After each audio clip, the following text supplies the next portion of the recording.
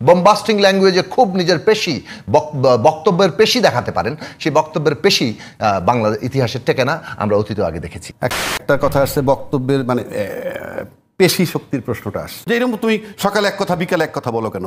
আর আমরা রাজনীতিতে একটা কমন টার্ম ব্যবহার করি, রাজনীতিতে শেষ কথা বলতে নাই, এটা তামাশার জায়গা নাকি?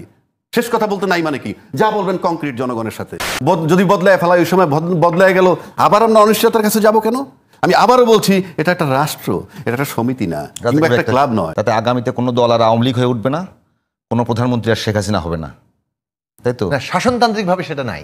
কোনো দেশের গণতন্ত্র কেবল কিতাব দিয়ে, আইন দিয়ে পুরোপুরি সুরক্ষা হয় না। কিতাব এবং আইন হচ্ছে ব্যবস্থার একটা, ওই অনুযায়ী ব্যবস্থাটা প্রতিষ্ঠা করা গেল কিনা সেই অনুযায়ী জনগণের যে পাহারাদারি, নজরদারি, ভিজিলেন্স। উনি যেমন এই আবহাওয়ায় বড় হয়েছে, আমিও তো এই আবহাওয়ায় বড় হয়েছি। আমি বাইরে নামলে ঠান্ডা লাগে না গরম লাগে, এটা তো আমার বলা লাগবে না কেউ। বিষয়টা হচ্ছে যে ঠেকানো গেল কি, মানে যে আগামীতে কেউ আর শেখ হাসিনা হবে। হ্যাঁ, এক কথায় যদি বলি, কিছুই ঠেকানো যায়নি। কেন যায়নি? এখন আসেন, এটা কার্যকর করবে কবে? পরবর্তী 2 বছরের মধ্যে। 2 বছর কিন্তু আপনি নিশ্চিত থাকেন চুল পরিমাণ কিছু হবে না, যেহেতু আমার মেয়াদ আছে 2 বছরের মধ্যে করার। আলোচনায় আমাদের সাথে উপস্থিত আছেন দুজন অতিথি। প্রথমজন আবু হেনা রাজ্জাকি, রাজনীতি বিশ্লেষক, এবং আমাদের সঙ্গে যুক্ত হবেন একটু পরেই জুনায়েদ সাকি, প্রধান সমন্বয়ক গণসংহতি আন্দোলন। জনাব রাজ্জাকি, যেহেতু আপনি এখন একা আছেন, আপনাকে দিয়ে শুরু করতে হচ্ছে, একটু পরে সাকিবে আসবেন। যে বিষয়টি যে একই চক্রে ঘুরপাক খাচ্ছে বাংলাদেশের রাজনীতি, ওই সব কিছুই সচিবালয় কেন্দ্রিক, বা যা কিছু হচ্ছে আগের মতোই, কিছু কিছু জায়গায় শুধুমাত্র বদলি ছাড়া আর নতুন কিছু হয়েছে বলে আমরা দেখতে পাচ্ছি না। অনেকে অভিযোগ করছে যে নতুন নির্বাচনের সময়সূচি ঘোষণা করা হয়েছে, সেটিও নতুন কোনো পরিবর্তন আনবে বলে মনে হচ্ছে না। কি বলবেন পুরো বিষয়গুলো নিয়ে? ধন্যবাদ আপনাকে এবং জিটিভির দর্শক শ্রোতা সবাইকে আমার শুভেচ্ছা।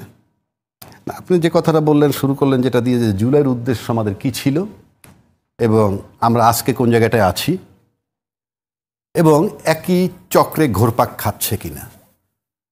এখানে 2টা আসপেক্ট আপনি বলছেন। একটা হলো যে এর আগের যে সরকারটা ছিল তাদের একটা সময় ছিল এবং এখনকার সরকারটার সময় একই চক্রে ঘোরপাক খাচ্ছে কিনা, যে 2টা সরকার মিলাই তাইলে একরকম। আর শুধু জুলাই থেকে যদি আসি, আপনি নর্মালি আপনি চিন্তা করেন, জুলাই মাসে কিন্তু ফাইনালি কোটা আন্দোলন দিয়ে শুরু হইলো, সবশেষে গিয়ে শেষ হইলো এক দফায়। 3 তারিখে এক দফা। মানে এটাকে কি বলে, যেমন আপনি অনেক রোগ শোকে ভুগতেছেন, আপনার চিকিৎসা চলতেছে, হ্যাঁ, যদি টোটালি কলাপস হয়ে যায়, ব্যর্থ হয়ে যায়, তখন তো একটা শব্দ আছে, মৃত্যু, মানে লোকটা মারা গেছে। অর্থাৎ সব কিছু শেষ দফাটা তখন মৃত্যু হয়ে যায়। এর আগে যে চিকিৎসা চলছে, নানান রোগ টোগ যত কিছু ছিল, সব ইম্যাটেরিয়াল হয়ে যায়, সে মারা গেছে। তো কোটা আন্দোলন বলেন, যা কিছু বলেন, এটা যখন 3 তারিখে এক দফায় চলে আসলো যে তার পদত্যাগ চাই, তখন কিন্তু সব ইম্যাটেরিয়াল হয়ে গেল। কোথায় কোটা আন্দোলন, কোথায় কি, সব কিছু ইম্যাটেরিয়াল। এখন যখন উদ্দেশ্যটা হয়ে গেল যে তার সরে যেতে হবে, আমার ব্যক্তিগত ধারণার কথা বলছি, যে হোমওয়ার্ক বোধহয় ওইটুকুই ছিল, তাকে সরানো। বাট সরানোর পরের কনসিকুয়েন্সটা কি হবে এবং সেটা মোকাবেলা কিভাবে করবে, আমার কাছে মনে হয় না যে 36শে জুলাই পর্যন্ত সেই পরিকল্পনাটা ছিল, আমার কাছে মনে হয় না। কারণ তাহলে আমরা সেকেন্ড ধাপ, থার্ড ধাপ দেখতাম। সেখানে গিয়ে আপনি যখনই রাষ্ট্রপতিকে অপসারণ করতে গেল, পিছায়া গেল। রাষ্ট্রপতি অপসারণ তো তাদের পার্ট ছিল, যখনই পিছায়া গেল তখনই মনে করেন আপনারা ধাক্কা খেলেন। আচ্ছা, এই প্রেসিডেন্টকে যে আপনি সরাইতে পারলেন না, সেখানে কিন্তু অস্পষ্টভাবে একটা আমলাতান্ত্রিক ব্যাপার ছিল। কারণ সব অভ্যুত্থানের ক্ষেত্রেই আমলাদের একটা ফ্যাক্টর থাকে।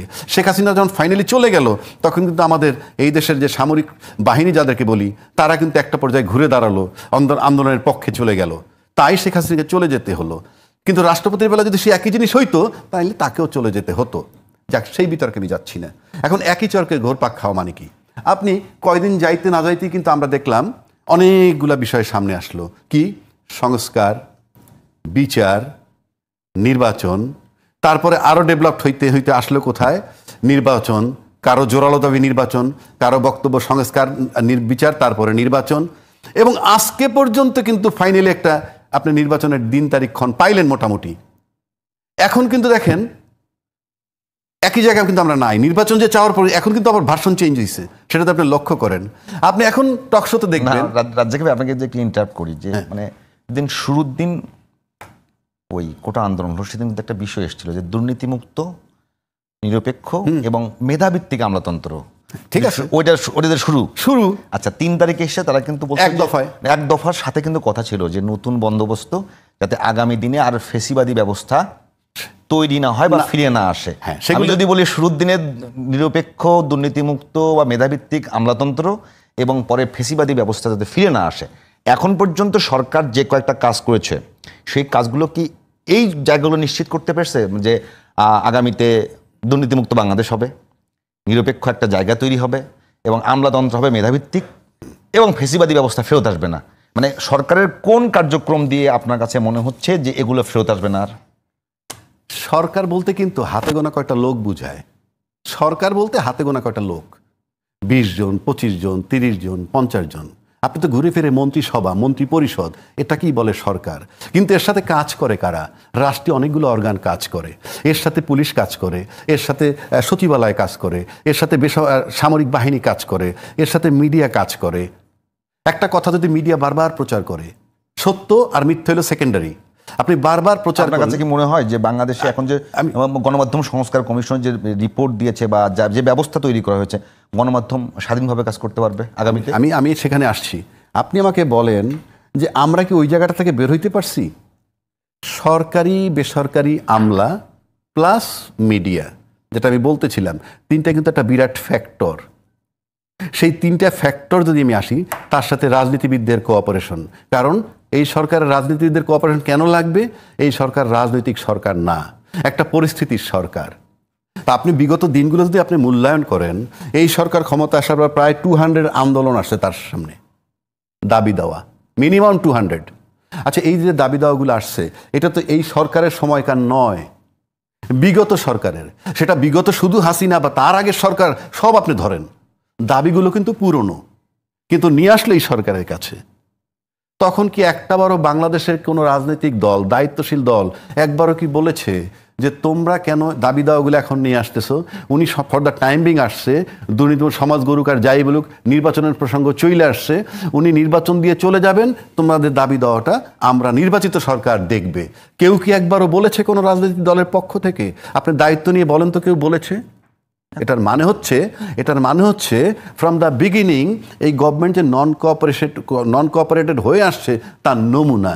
নয়তো আপনি এই সরকার একটা অনির্বাচিত সরকার, বাট এই সরকার সংবিধান মানে সুপ্রিম কোর্টের যে ফাইন্ডিংস, সেই মতামতের ভিত্তিতে উনি একটা সরকার হয়েছেন।